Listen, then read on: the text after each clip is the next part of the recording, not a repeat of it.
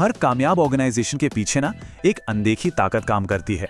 एक ऐसी ताकत जो अलग अलग लोगों, रिसोर्सेज और आइडियाज को एक साथ लाकर कुछ कमाल का बनाती है। तो चलिए आज इसी ताकत यानी मैनेजमेंट की नेचर और इंपॉर्टेंस को समझते हैं।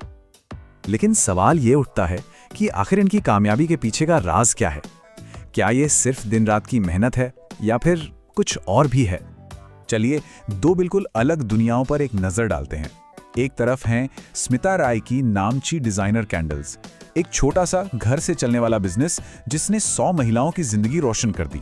और वहीं दूसरी तरफ है मुंबई के डब्बा वाले, एक इतना बड़ा नेटवर्क जो रोजाना 2 लाख लोगों तक खाना पहुंचाता है, और वो भी लगभग 0 मिस्टेक्स के साथ। एक छोटा, एक विशाल, दोनों एकदम अलग, फिर भी दोनों ही बेमिसाल कामयाब। तो इसका जवाब एक बहुत ही पावरफुल लेकिन अक्सर अनदेखी प्रोसेस में छिपा है। ये सिर्फ मेहनत का खेल नहीं बल्कि एक सोची समझी स्ट्रैटेजी का कमाल है। और वो प्रोसेस है मैनेजमेंट यानी प्रबंध। पर ये मैनेजमेंट, ये प्रबंध आखिर है क्या? चलिए इसको जरा और गहराई से समझते हैं। अगर इसे बिल्कुल आसान शब्दों में कहें तो मैनेजमेंट का मतलब है सही लोगों के साथ मिलकर सही तरीके से और सही समय पर काम को पूरा करना।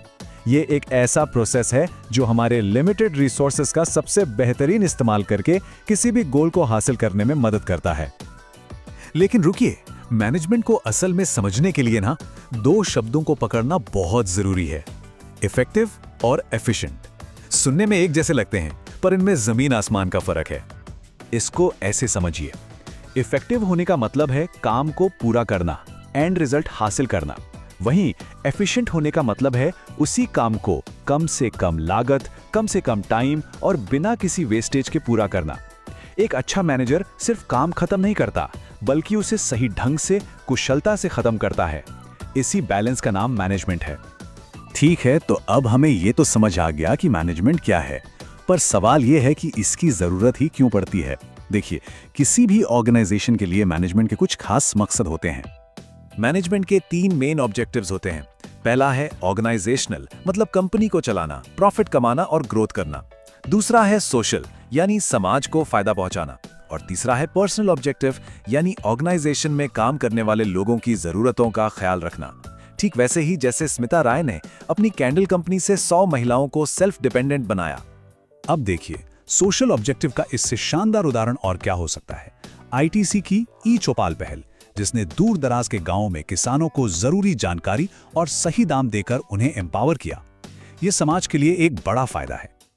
और हाँ, इन सारे ऑब्जेक्टिव्स को पूरा करने के लिए एक ऑर्गेनाइजेशन में मैनेजमेंट के अलग अलग लेवल्स होते हैं, टॉप, मिडिल और ऑपरेशनल। इन सभी टीम्स को एक दूसरे के साथ मिलकर काम करना होता है ताकि पूरी कंपनी एक ही डायरेक्शन में आगे बढ़े।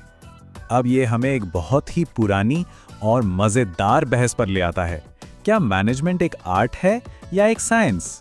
ये सवाल इसकी नेचर को समझने के लिए बहुत जरूरी है। तो क्या मैनेजमेंट साइंस है जिसके अपने पक्के नियम कानून हैं, या फिर ये एक आर्ट है जो प्रैक्टिस और क्रिएटिविटी से आती है? सच तो ये है कि ये दोनों हैं।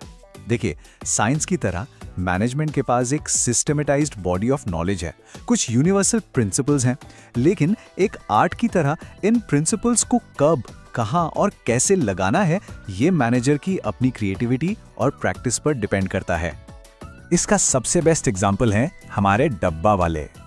वो 6 सिग्मा जैसे साइंटिफिक प्रिंसिपल्स का इस्तेमाल तो करते हैं, लेकिन सोचिए मुंबई जैसे शहर के कियोस्क में उन प्रिंसिपल्स को लागू करना, ये तो एक कला ही है। और यही कला हमें मैनेजमेंट के सबसे जरूरी, सबसे कोर एलिमेंट तक ले आती है। एक ऐसी चीज जो सब कुछ एक साथ जोड़कर रखती है, वो है कोऑर्डिनेशन यानी समन्वय।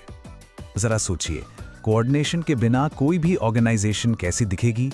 कुछ ऐसी ही, सब लोग मेहनत कर रहे हैं, भाग दौड़ रहे हैं, पर कोई नतीजा नहीं, सिवाय कंफ्यूजन और केओस के। अब वापस डब्बा वालों पर आते हैं। जरा इन नंबर्स पे गौर कीजिए। हर रोज 2 लाख टिफिन। और ये विशाल काम कौन करता है? सिर्फ 5000 डब्बा वाले, और वो भी 99.99999% की एक्यूरेसी के साथ।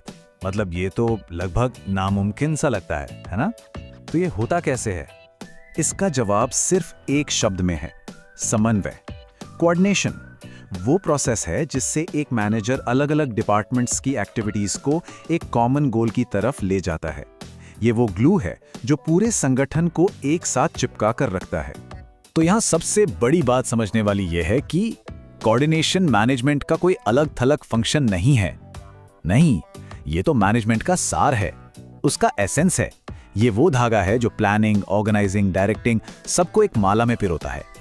तो जाहिर है मैनेजमेंट सिर्फ सीईओज और बड़ी बड़ी कंपनियों के लिए नहीं है। असली सवाल तो ये है कि हम अपनी रोजमर्रा की जिंदगी में, हमारे परिवारों में, हमारे छोटे मोटे प्रोजेक्ट्स में या अपनी कम्युनिटीज में इफेक्टिवनेस, एफिशिएंसी और कोऑर्डिनेशन के इन प्रिंसिपल्स को इस्तेमाल करके कुछ असाधारण, कुछ एक्स्ट्रा ऑर्डिनरी कैसे बना सकते हैं।